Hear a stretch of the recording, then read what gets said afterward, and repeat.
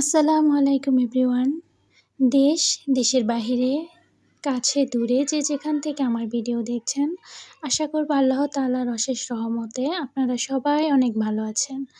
আমিও আলহামদুলিল্লাহ আপনাদের দোয়ায় আল্লাহ তাআলার অশেষ রহমতে পরিবার সবাইকে নিয়ে অনেক বেশি ভালো আছি। সকালবেলা ঘুম থেকে উঠে বাচ্চাদের খাইয়েছি, খাওয়া শেষ করে এই তো 12টার দিকে ওদের আনারস কেটে দিয়েছি, হালকা একটু নাস্তা। তো হাসব্যান্ড বাজার করে নিয়ে এসেছে, তো ভাবলাম আপনাদের সাথে শেয়ার করি। আজকে বাজার একদম ছিল না, তো কাঁচা বাজারগুলোই আর কি ছিল না, সেগুলোই নিয়ে এসেছে বাজার থেকে। আলু বেশ যেকোনো তরকারিতেই কিন্তু আলুটা অনেক বেশি লাগে। তো এখানে এনেছিল হচ্ছে পুঁইশাক, মিষ্টি কুমড়া, করলা আর হচ্ছে গাজর, বেগুন, তারপরে হচ্ছে আলু।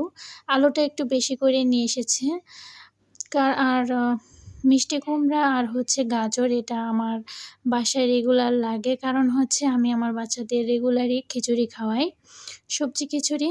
তো সেটার জন্য প্রতিদিনই প্রায় আমার এই সবজিগুলো লাগে। একদম বেশি করে নিয়ে এসেছে, মিষ্টি কুমড়া অর্ধেক করে নিয়ে এসেছে, আর হচ্ছে আলু 5 কেজি নিয়ে এসেছে। তো এগুলাই গুছিয়ে নিচ্ছিলাম। তারপরে হচ্ছে এখানে আরেকটা ব্যাগে দেখলাম মুরগি আছে, আর হচ্ছে এলাচ দারচিনিও শেষ হয়ে গিয়েছিল, সেটাও নিয়ে এসেছে। কিছু কাঁচামরিচ নিয়ে এসেছে, কাঁচামরিচও শেষ হয়ে গিয়েছিল। ওই যে বললাম যে কাঁচা সবজি সব কিছুই প্রায় শেষই হয়ে গিয়েছিল। এই তো বাজার ভালো করে গুছিয়ে জায়গায় রেখে তারপরে হচ্ছে আমি খিচুড়ির জন্যে কেটে নিচ্ছিলাম। আমরা রোজা থাকলে কি হবে, বাচ্চাদের জন্য রান্না করতেই হয়, 3 বেলায় রান্না করতে হয়। যেমন সকালে উঠেও রান্না করতে হয়, তারপরে হচ্ছে দুপুরবেলায় কী খাবে সেটা রান্না করতে হয়। আমি ঝটপটের মধ্যে এই তো সবজি খিচুড়ি বসিয়ে দিয়েছি। আমি যেভাবে আমার বাচ্চাদের সবজি খিচুড়ি খাওয়াই সেটা হচ্ছে এই তো 3 প্রকার সবজি কেটে তারপরে হচ্ছে চাল ডাল এগুলো ভালো করে ধুয়ে লবণ, কাঁচামরিচ, সামান্য একটু মরিচের গুঁড়ো, হলুদের গুঁড়ো, ধনিয়া গুঁড়ো, আদা রসুন পেস্ট, তারপরে হচ্ছে তেল দিয়ে মাখিয়ে বসিয়ে দিব। আর পাশে আবার দিয়ে দিব হচ্ছে ডিম, কারণ খিচুড়ির সাথে আমি আবার বাচ্চাদের একটা করে ডিমও দেই।